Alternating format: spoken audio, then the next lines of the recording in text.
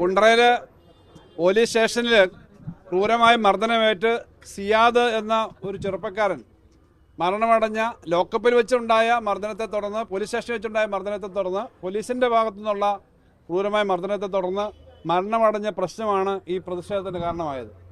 June 16-ാം തീയതിയാണ് ഈ സംഭവം എന്നാണ് നമുക്ക് കിട്ടുന്ന വിവരം.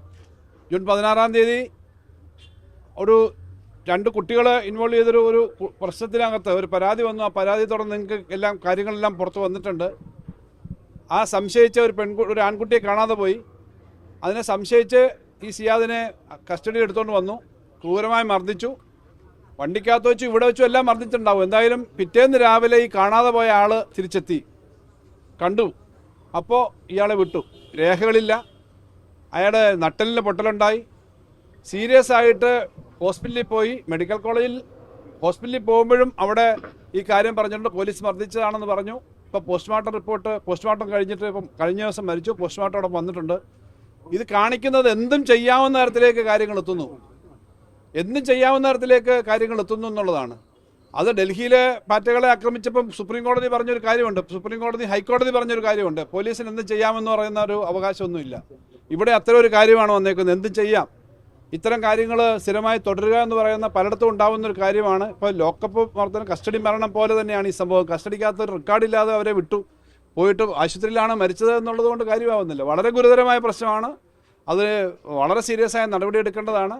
അതറിഞ്ഞിട്ടാണ് നാട്ടുകാരെല്ലാം, ഇതെല്ലാം മനഃപൂർവ്വം രാഷ്ട്രീയ പ്രേരിതമായ ഒരു പ്രശ്നമല്ലല്ലോ. ഒരു മാസത്തിലേറെ ആയിട്ട് ഒരു ചെറുപ്പക്കാരനെ ഇങ്ങനെ ചെയ്ത് ഇന്നൊരു സംഭവം വരുമ്പോൾ ഇപ്പോൾ SP എല്ലാം വന്നിട്ടുണ്ട്. പോലീസ് ഈ കാര്യത്തിനകത്ത് അന്വേഷണത്തിലേക്ക് കാര്യങ്ങൾ വന്നിട്ടുണ്ട്. പക്ഷേ വളരെ ഗുരുതരമായ സ്ഥിതിയാണ്. ഇത്തരം സംഭവങ്ങൾ ഉണ്ടാവുന്നു എന്നുള്ളത് വളരെ ആർക്കും ഒരു ആശങ്ക ഉണ്ടാവുന്ന സ്ഥിതിയാണ്. അതാണ് സംഗതി. അത് സംബന്ധിച്ച് ബാക്കി കാര്യങ്ങൾ സംസാരിക്കണം. ഇവിടെ സമരം ഇവർ തുടരുകയാണ്. സംസാരിച്ചിട്ടുണ്ട്.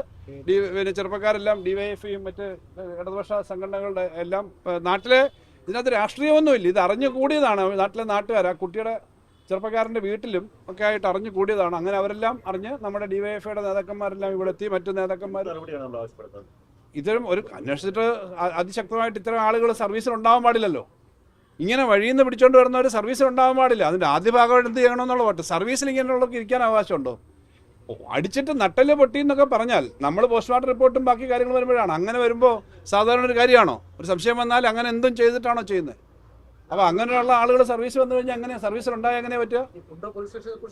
അല്ല, പോലീസിൻ്റെ പല സമയത്തും ഇവിടെ ഇങ്ങനെ ആൾ കൂടുന്നതാണ്. എന്തായാലും ഞങ്ങൾ ആ കാര്യം സംസാരിക്കാം. പോലീസിൻ്റെ ഉത്തരവാദിത്തമുള്ള ഉദ്യോഗസ്ഥന്മാർ ഇത് സംബന്ധിച്ചും അതുപോലെ മന്ത്രി അടക്കമുള്ള കാര്യങ്ങൾ അടിയന്തരമായി ഇടപെട്ടി കാര്യങ്ങളിൽ തീരുമാനം വേണ്ടതാണ്. ആർക്കും വഴി കൂടി പോകുമ്പോൾ പോലീസ് എന്ന് പറഞ്ഞാൽ ജനമൈത്രി പോലീസ്, തൂഫാൻ, ഇങ്ങനെ ഒത്തിരി കാര്യങ്ങൾ നമ്മൾ നടത്തുന്നുണ്ടല്ലോ. ഇതാണ് സ്ഥിതിയെങ്കിൽ ഇങ്ങനത്തെ തൂഫാൻ നടത്തുന്നെങ്കിൽ എങ്ങനെയാണ്?